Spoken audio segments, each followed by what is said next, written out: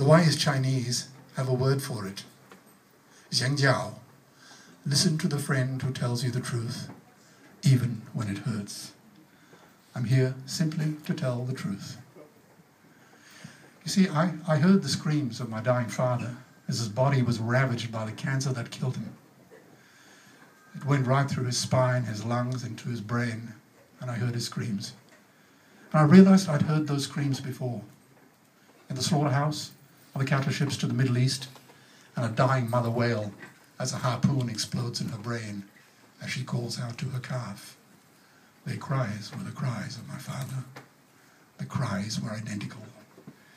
And I discovered that when we suffer as equals. And in their capacity to suffer, a dog is a pig, is a bear, is a boy. Well, Victor Hugo said there is nothing so powerful as an idea whose time has come. Well, here is an idea whose time has come. Animal rights is the greatest social issue since the abolition of slavery. That is a fact. Margaret Mead said that we should never doubt that a few committed people can change the world. Indeed, it is the only thing that ever has. Well, let's look at some evidence. There are only 13 million Jews in the world, and yet they play such a vibrant role in international affairs. Just think of the number of Nobel Prizes that they win every year. Tibet's population is only 3 million. But who hasn't heard of the plight of the Tibetan under the jackboot of Beijing? But there are over 600 million vegetarians in the world, and that is bigger than the United States, England, France, Germany, Italy, Spain, Canada, Australia, all put together. If we were one nation, we would be bigger than the 27 nations of the European Union. And despite this massive demographic footprint, we are still drowned out by the raucous hunt and shoot and kill and cretins who believe that violence is the answer when it should not even be a question. Yeah.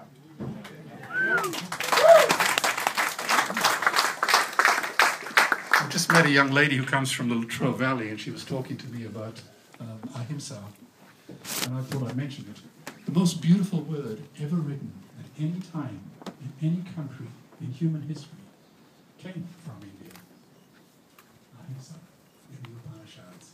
Non-violence to any living being.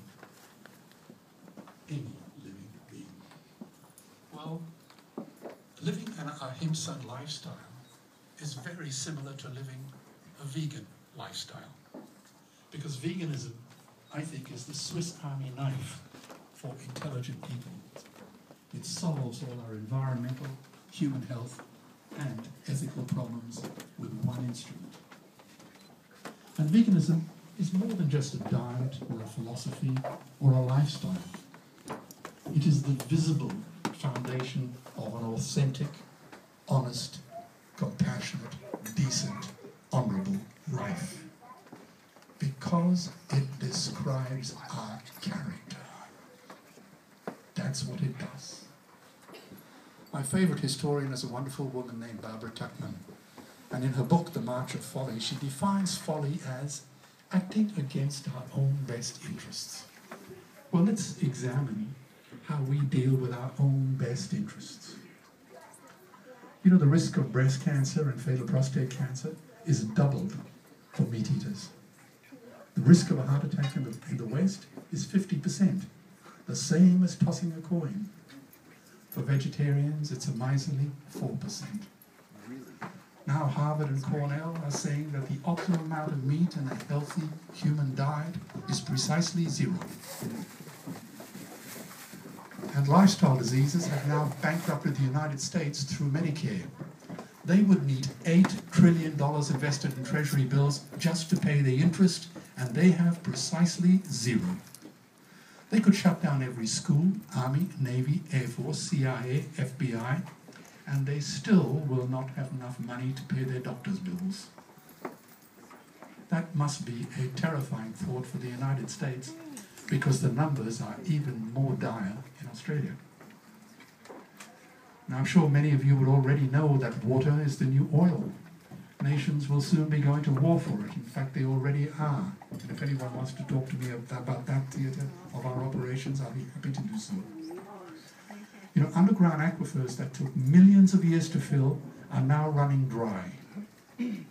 I drilled my first water well when I was a Boy Scout, a teenager, and we struck sweet water at roughly 80 feet. Today we're building an orphanage nearby, and we're at 800 feet and we're sucking mud. And I heard recently while Trix and I were in China that at one project they're at 3,000 feet and the drill head is still dry.